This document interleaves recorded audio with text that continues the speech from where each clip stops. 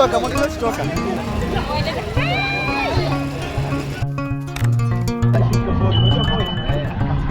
Pale.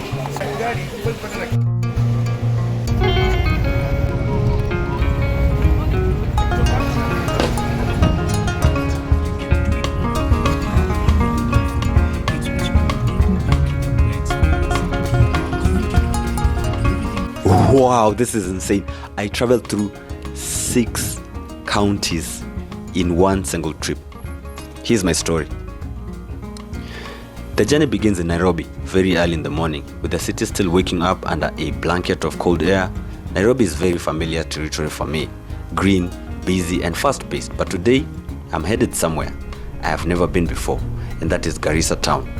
Being my first time traveling to the northeastern region, I didn't quite know what to expect, but looking back, I was absolutely amazed by the culture, the food, the people, and the economic activities I found there. It is so distinct and different from Nairobi, guys. The life I'm used to there is very different from what I found out here. But before we get to the destination, let me take a moment to explain the itinerary and set the scene up straight. This was technically a work trip, but don't worry, I have omitted everything that is boring, like meetings. Intentionally, I've actually omitted all boring stuff, meetings, reports, and work-related details, so that my audience, you guys, can enjoy pure adventure and the thrill of the road. So let's go. The day officially kicked off when I traveled from Kasarani to Westlands to meet the rest of the crew members. Of course I had to. The excitement was building up as I gathered to board the tour bus, our trusty means of transport that would carry us through changing landscapes for the entire trip. So we used a tour bus.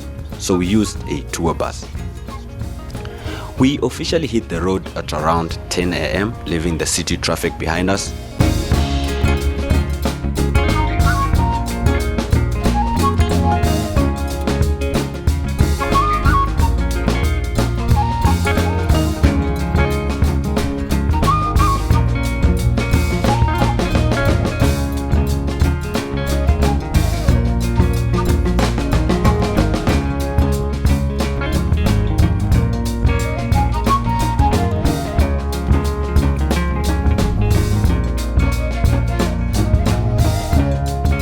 Our first major pit stop was Ananas Mall, located somewhere in Thika. It wasn't just a casual stop, it was a strategic mission to gather up supplies.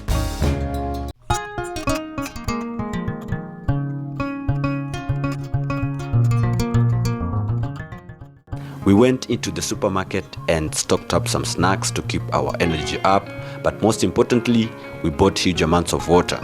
The team knew what was coming. We were bracing ourselves for the high temperatures, the scorching sun, and the serious risk of dehydration that laid ahead of us.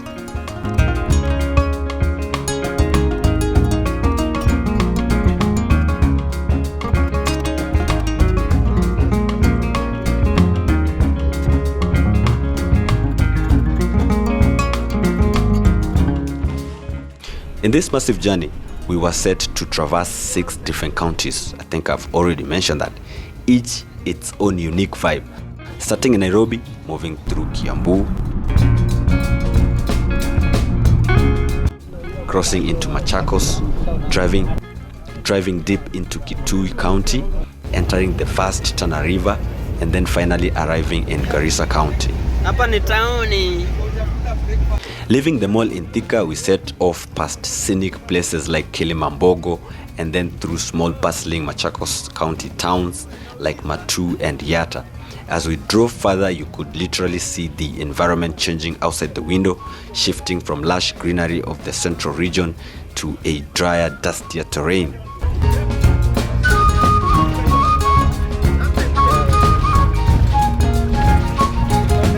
Things got a little more serious and interesting and intense when we reached the Special Operation Group's checkpoint. This isn't your average police stop. It is a high security zone that reminds you that you are entering a sensitive region. We were all ordered to get out of the bus, and the officers conducted a thorough search of everyone and everything on board. In fact, some of us were told to delete some of the camera footages that we took just before we got to the checkpoint. It was a bit intimidating, but at the same time, seeing that level of security gave us peace of mind for the journey ahead. After clearing the checkpoint, we proceeded just a few kilometers to the small dusty town of Kanyonyo or Kanyonyo. Here, we faced another delay as we stopped for a Weighbridge calibration. Since our bus was heavy and fully loaded, we had to comply with the regulations. Apparently, any vehicles above 3.5 tons is required to undergo this weighing process to protect the roads.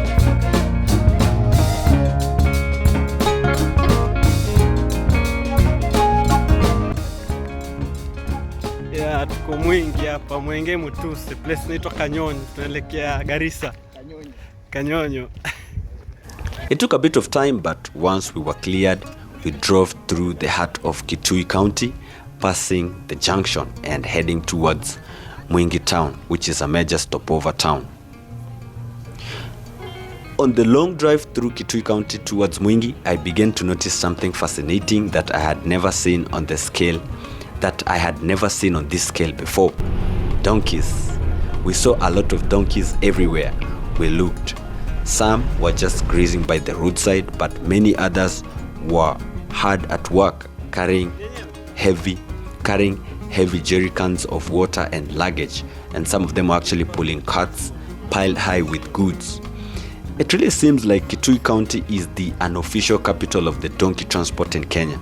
However, while it was interesting to watch,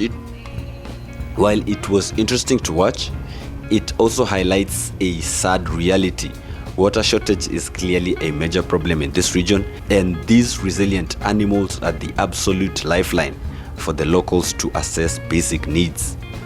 We finally reached Mwingi town, which is a major stopover point for travelers heading north. We stopped here for a few minutes to stretch our legs and take a much needed break. We sat down for a sumptuous lunch, fueling up with good food because we knew we were about to embark on the longest and toughest leg of the journey towards Garissa.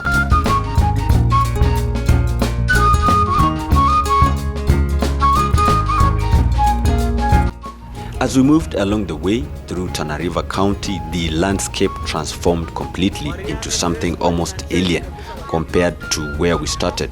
We passed small traditional villages made of cow dung, known as Manyattas villages. The vegetation was also mostly made of acacia trees, clearly showing this is a drier region, even though it had rained a bit, so there was a bit of greenery, but you could tell from the characteristics of the vegetation that this is an arid or semi-arid region. So the Manyattas villages are a stark reminder of the nomadic culture of the people in this region. This region is incredibly dry, and the livestock changed too.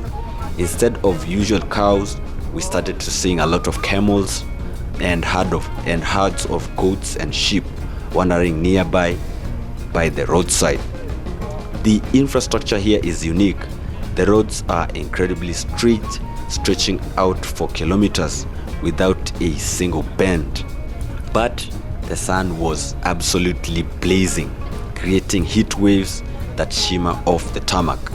The region is very flat, dotted with interesting geological formations and small hills that the locals say were once sites for gemstone mining activities. The isolation was palpable. We would drive for miles and miles before seeing another vehicle on the road.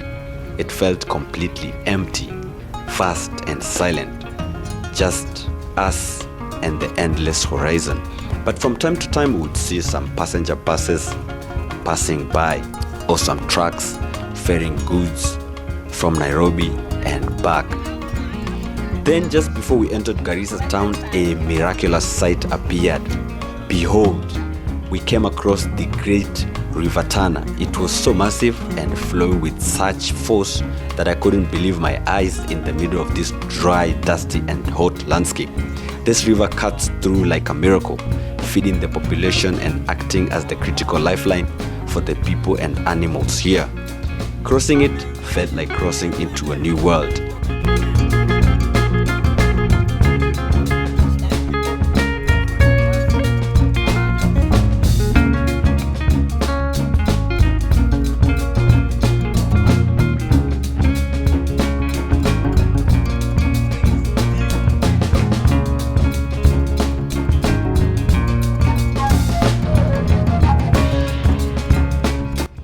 When we finally arrived in Garissa, it was late, around 8 p.m. there. So we were exhausted from the road, and so we went straight to the hotel. We had a heavy dinner, had some few stories there, took a good shower back at our rooms to wash off the dust, and went straight to sleep. I have to mention the heat. It was incredibly hot at night. I didn't even bother to use the bed sheets to cover myself. The air was still warm and heavy.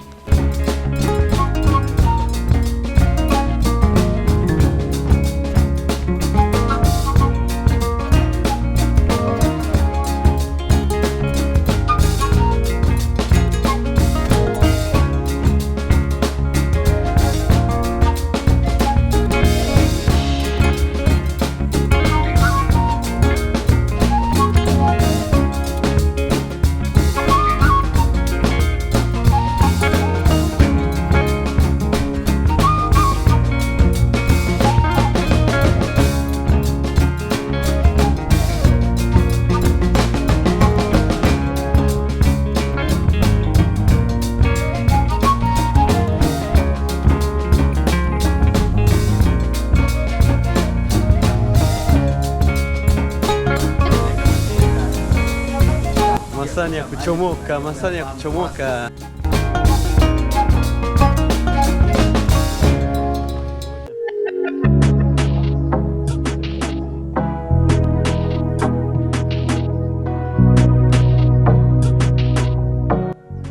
The following morning, we woke up to tour Garissa town a bit before heading back. Garissa is undeniably beautiful with a unique charm, but let me tell you, it is very hot during the day. I was literally dripping with sweat just standing outside, and when we got back to the bus, we had to turn on the AC to full capacity as the temperatures outside reached staggering 39 degrees Celsius.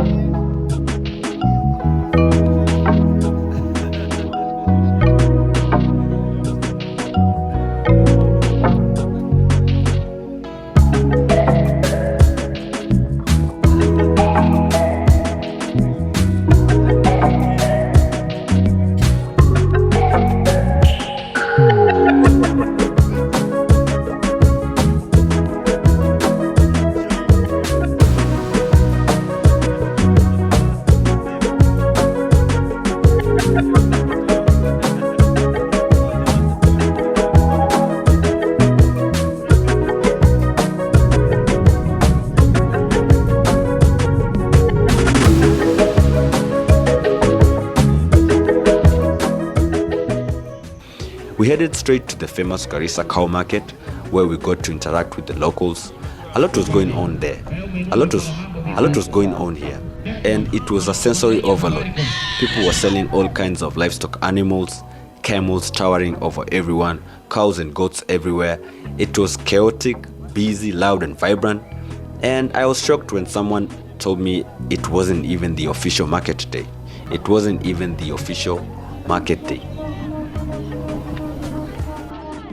I can only imagine what it looks like when it is fully packed with people trying to sell their animal or trying to buy some.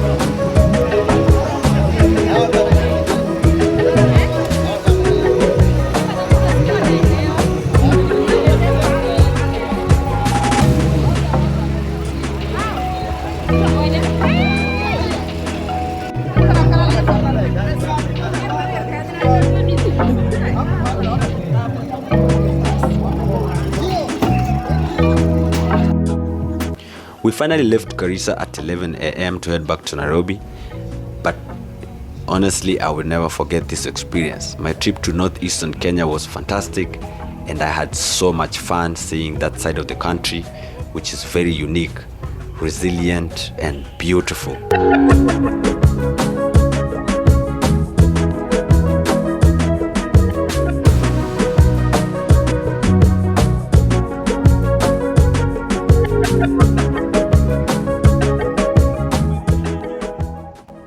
Beyond the bustles of the market and the intense heat, what truly gives Garissa its unique identity are its people and their deep-rooted culture.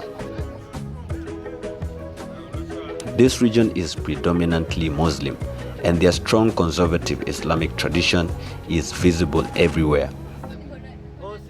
I was struck by the unique aura this gives the town, the women dressed in beautiful long flowing garments, and the men in their robes reflecting their faith and heritage.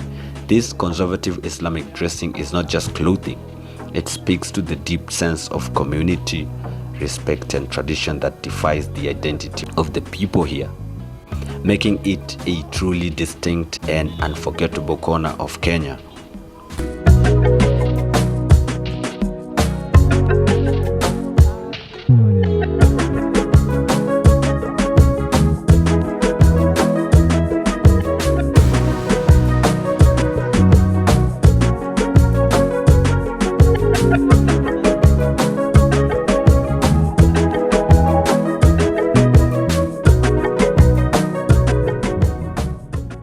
We finally left Garissa for Nairobi, but I carried so much more than the souvenirs from the cow market. The entire trip has been an amazing experience. And a huge eye-opener for me. It's incredible how traveling just within the borders of the same country, Kenya, can unravel such massive cultural and environmental and traditional diversity, from the cool chaos of Nairobi to the heat, camels, and tradition of the north, seeing the distinct ways of life and the resilience in the face of the arid climate. That has left me feeling incredibly patriotic and immensely proud of my country, Kenya. This is a trip I will never forget.